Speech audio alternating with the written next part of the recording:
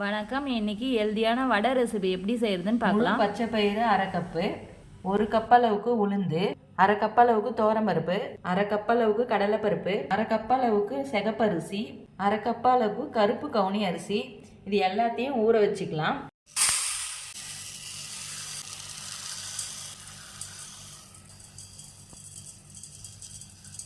இது 2-3 வாட்டி நல்லா வாஷ் பண்ணிட்டு 6 மணி நேரம் நல்லா ஊற வச்சுக்கலாம். 6 மணி நேரம் நல்லா ஊறிடுது. இது தண்ணியெல்லாம் வடித்து எடுத்துட்டு கொரகொரப்பா அரைச்சி எடுத்துக்கலாம். இந்த அளவுக்கு கொரகொரப்பா அரைச்சதை ஒரு பாத்திரத்துக்கு மாற்றிக்கிறேன்.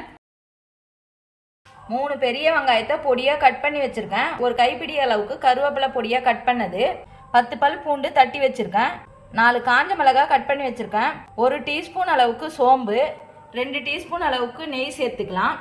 தேவையான அளவுக்கு சால்ட்டு சேர்த்துக்கிறேன்.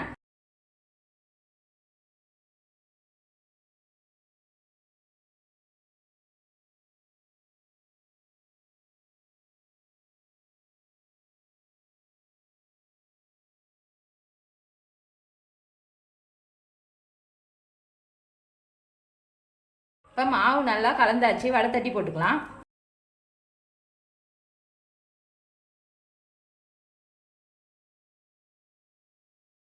இப்போ இந்த அளவுக்கு கிறிஸ்பியாக வந்த பிறகு எடுத்துடலாம்.